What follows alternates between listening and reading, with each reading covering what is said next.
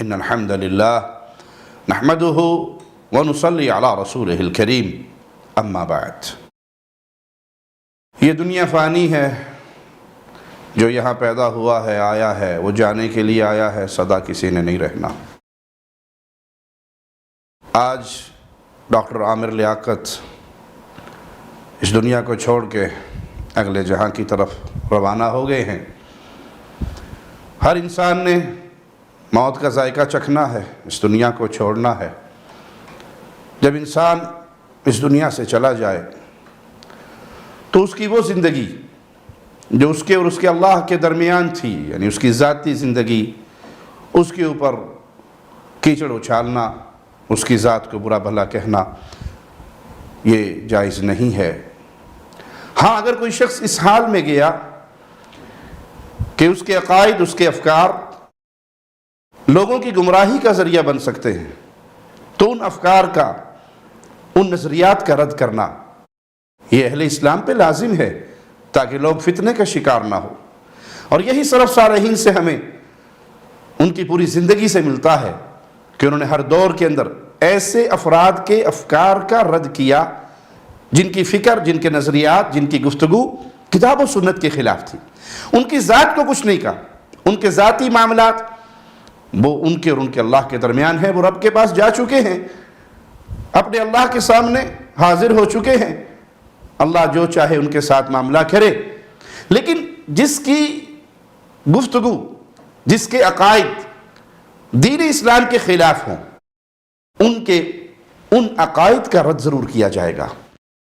Doctor Aamir Liaquat نے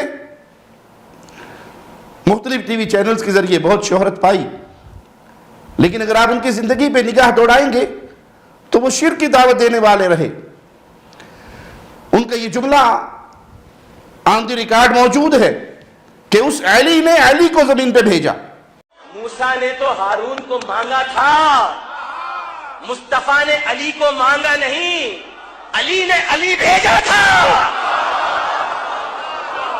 وہ یا علی مدد کہنے والے، وہ غیر اللہ کی پکار پر ایمان رکھنے والے، اور وہی قبر پرستوں والے عقائد۔ صحابہ کی گستاخی کے بھی ان کے کئی کلپ موجود ہیں جس سے ان کا رجوع ثابت نہیں ہے۔ سیدنا امیر معاویہ کی توہین میں، سیدنا ابو سفیان کی توہین میں، بلکہ پوری بنو امیہ کے خلاف جو اس نے زبان دراز کی، امام باڑوں میں جا کر مجلسیں پڑھتے ہوئے، وہ موجود ہے آن دی ریکارڈ، اور اس سے رجوع ثابت نہیں ہے۔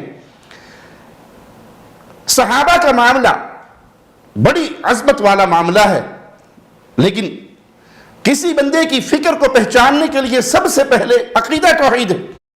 سب سے پہلے یہ چیک کیا جائے گا کہ یہ عقیدہ توحید میں کیسا تھا۔ اگر یہ شرک اکبر کرنے والا نہیں ہے، غیر اللہ کی عبادت کا داعی نہیں ہے، غیر اللہ کا پجاری نہیں ہے، ان سے مدد نہیں مانگتا تھا، انہیں مشکل کشا، حاجت روا نہیں سمجھتا تھا، تو پھر اس کے ساتھ معاملہ، اس کے بعد والے معاملات پہ غور کیا جائے گا۔ لیکن جو عقیدہ توحید کے مسئلے پر فیل ہو، اس کی وفات پر مغفرت کی دعاؤں کی پوسٹیں اور لوگوں سے یہ طلب کرنا کہ اس کے لیے دعا کی جائے، کسی اہل شرک کے لیے مغفرت کی دعا نہیں کی جا سکتی جب تک یہ علم نہ ہو کہ یہ اپنے اس شرکی عقائد سے توبہ طائب ہو چکا تھا۔ اگر شرکی عقائد سے توبہ طائب ہو گیا، پھر اس کے لیے مغفرت کی دعا ہوگی۔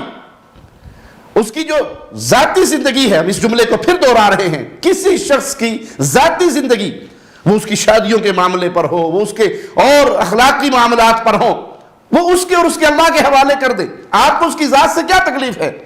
ہاں، اگر کسی کے افکار، کسی کے نظریات کتاب و سنت کی تعلیم سے ٹکرائیں تو پھر سلف صالحین نے اہل شرک اور اہل بدعت کا رد کیا، ان کے عقائد کا رد کیا۔